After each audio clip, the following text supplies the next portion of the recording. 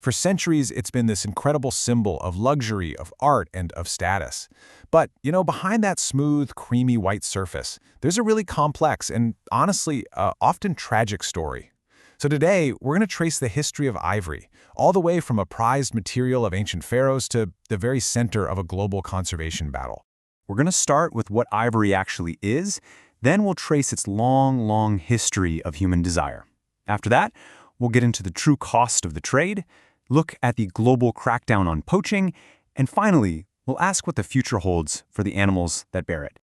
Okay, let's dive right in by first really understanding what this material is. It sounds pretty simple, right? But its actual definition is probably a bit broader than you might think. At its core, ivory is this hard, dense material that comes from the tusks and teeth of certain mammals. You can almost think of it as nature's original plastic. It's incredibly durable, yet it's soft enough to be carved into the most intricate, beautiful designs you can imagine. And it's that unique combination of qualities that has made it so valuable to artists for thousands of years. And here's something that might actually surprise you. When we hear the word ivory, our minds pretty much jump straight to elephants. But the term is so much broader. It includes tusks from walruses, hippos, and even the teeth of sperm whales. And then there's this truly ancient source, fossil ivory from mammoths, perfectly preserved in the frozen tundra for thousands and thousands of years. So how did this one natural material become one of the most coveted commodities in all of human history? Well, its story is basically as old as civilization itself. And this timeline, it really shows you just how universal and timeless that appeal was. I mean, you're looking at vastly different cultures, from the pharaohs of Egypt who had their tombs adorned with it, to the Greco-Romans who sculpted these colossal statues out of it, to imperial China, where it was a total cornerstone of luxury trade. Ivory was the consistent symbol of power and beauty. Now, for a long time, the trade was mostly focused on ivory from Asian elephants. But then, a key discovery really changed everything. Traders figured out that the ivory from African elephants was even easier to carve. This one single detail caused the entire global trade to pivot and just boom in Africa. And that really set the stage for a dramatic increase in demand. And this is the crucial point, that demand just absolutely exploded. And to really understand the crisis that came next, we need to appreciate the sheer scale of the ivory trade when it was at its peak. Just to give you a sense of scale, a single tusk from a male elephant can weigh up to 100 kilograms. That's more than a lot of people weigh, and it can stretch over 3 meters long. We're talking about an immense amount of raw, valuable material from just one part of a single animal. And this is so important to remember.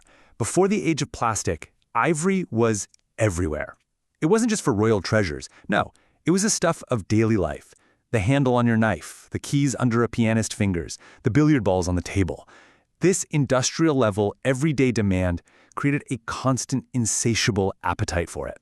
But this massive, industrialized demand, well, it came at a devastating cost.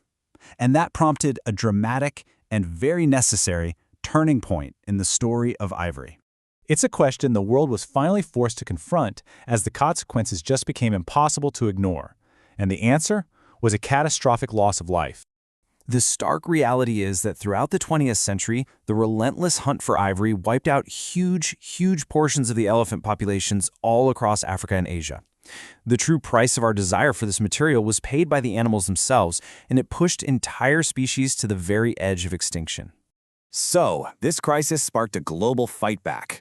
Governments and conservation groups began this multi-pronged attack, capturing poachers on the ground, dismantling the international criminal rings that smuggle the ivory, seizing tons of it at borders, and creating protected reserves where elephants could be monitored and kept safe. So, after all this effort, the crackdowns, the seizures, creating these huge reserves, where do we actually stand today? And what does the future hold? And there is some hopeful news. Thanks to all this tireless work, the decline has been halted. In the last few years, these conservation actions have actually managed to stabilize the elephant population, pulling them back from the brink. It's a major victory, for sure, but it is not the end of the story. The fight against poaching and the illegal trade is far from over, which leaves us with this final, crucial question. After centuries of demand and decades of decline, what is it truly going to take to ensure that the story of ivory becomes a relic of the past and that the future for elephants is finally secure?